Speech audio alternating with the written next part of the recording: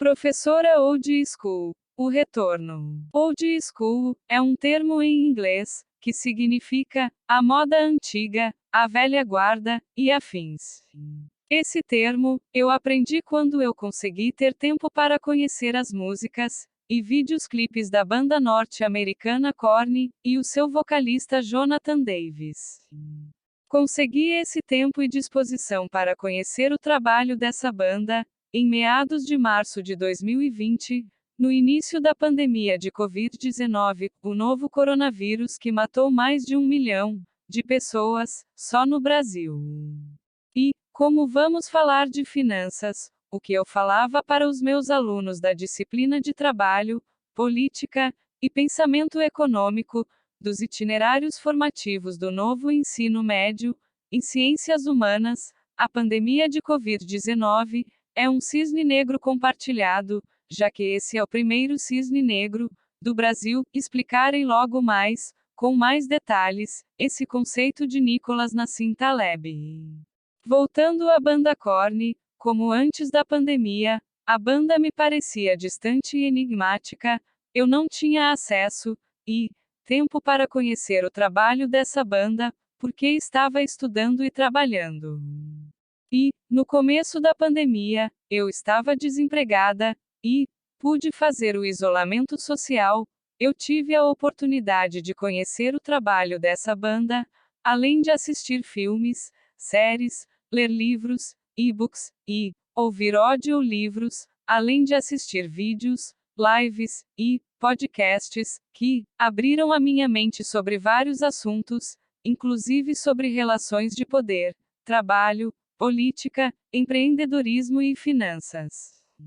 O termo old school era usado quando se falava do Korn, no início da carreira deles, que era quando todos os integrantes usavam o uniforme da Adidas, que anos mais tarde, a banda fez uma música colocando a marca de roupas e acessórios esportivos em uma sigla, a qual tem um significado impróprio. Todos os dias eu sonho com a copulação, esse que causou inúmeras brigas internas, dissoluções e retornos dos integrantes da banda.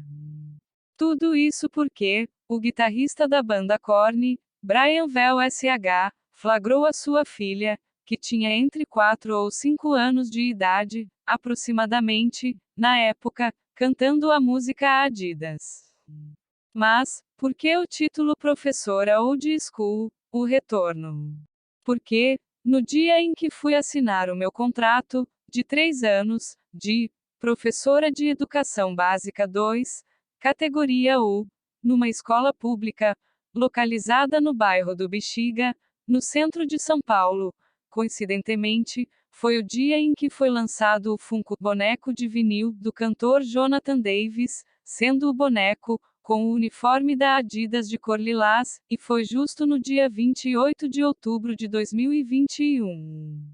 28 de outubro, que também é o dia do funcionário público.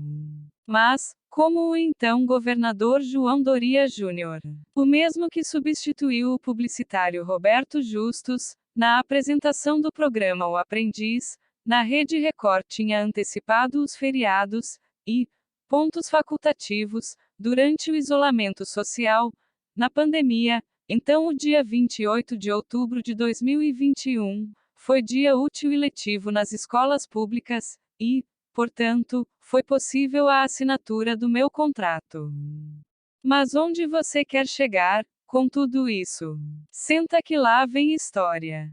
Eu estava no ônibus, indo finalmente entregar os meus documentos e assinar o meu contrato, quando eu soube do lançamento do boneco do Jonathan Davis, mais conhecido como J.D., na mídia tanto tradicional quanto na mídia digital, pelas minhas redes sociais, e eu comecei a pensar, depois que chegar no Brasil, eu compro esse boneco, aí eu vou querer colocar junto com o do Sigmund Freud e o do Jacques Lacan, para simbolizar o meu estímulo e a minha paixão pela psicanálise. E de repente, bateu os meus 5 minutos de consciência, e repensei. Como assim, eu vou trabalhar para comprar Funkos? Serão aproximadamente R$ 150 em um boneco, do J.D., depois mais aproximadamente R$ 150, no do Freud, mais R$ 150 no do Lacan, mais 150,00 no boneco de outro astro do rock, e mais sei lá quanto em cada boneco dos personagens das minhas séries favoritas. Perai. Aonde isso vai parar? E a minha segunda graduação, de psicologia, e mais a minha anuidade do meu registro no Conselho Regional de Psicologia, para poder ter o direito de atuar na área. Desse jeito, eu vou para o subsolo do fundo do poço, e morrerei como uma professora de história falida. Nada pessoal, e contra aos professores de história. Porque tudo isso, raciocina comigo. Há um boato, que circula na internet, que diz que, quando você coleciona os Funkos, ao acabar a fabricação dos bonecos e a moda da coleção desses bonecos, você poderá vendê-los, como objeto de colecionador, ou seja, a promessa consumista de pertencimento a um grupo exclusivo, nesse caso, o suposto grupo acolhedor, seria o grupo dos colecionadores e de um suposto retorno financeiro. Se os meus alunos das minhas eletivas, e da disciplina de reflexões sobre o poder, dos itinerários formativos do novo ensino médio, prestaram atenção nas minhas aulas, quando eu falei sobre 3 Lei 27 como funciona uma seita, 32 como criar fantasias nas pessoas, e 37 como criar espetáculos atraentes. Das 48 leis do poder do Robert Greene, não vão cair nessa cilada, em que eu me livrei ao pensar várias vezes. E por quê? Quem garante que você vai ter retorno financeiro, ao vendê-los, como objeto de colecionador?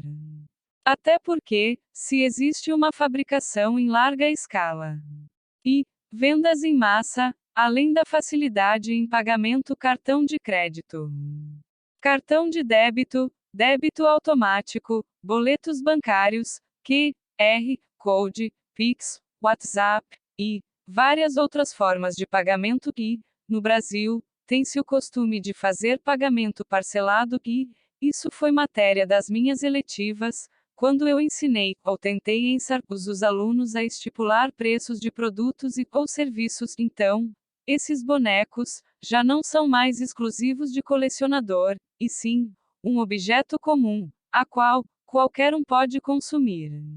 É a hora, que, esse boato cai por terra. Porque, quem tiver o mínimo de conhecimento de mercado financeiro, estratégias de marketing e vendas, não cai nessas ciladas. E para reforçar o meu raciocínio, antes de trocar de diretoria de ensino, estava na diretoria de ensino Centro-Sul, que abrange as escolas de parte do centro de São Paulo e parte da Zona Sudeste, e me transferi para a diretoria de ensino Norte 1, que abrange a Zona Noroeste de São Paulo. Eu ouvi o audiolivro da Natália Arcuri, Me Poupe, 10 Passos para Nunca Mais Faltar Dinheiro, a qual eu achei interessante, uma passagem, em que ela problematiza a geladeira com 2 portas, que uma ex-colega de trabalho, deu para a sua empregada, que mora de aluguel, em algum bairro periférico, de São Paulo. Natália alegou que, o que a empregada precisa, é de uma moradia digna, ao invés de uma geladeira de 2 portas. Já a sua ex-colega de trabalho, alegou que a empregada tem o direito ao consumo, como uma forma de alcançar a felicidade. É com o raciocínio da ex-colega de trabalho de Natália Arcuri, que, projeto com temáticas relacionadas ao empreendedorismo e finanças, mesmo que estejam na grade curricular da educação básica, que acabam fadadas ao fracasso. E, então, foi aí que eu comecei a minha jornada de investidora conservadora.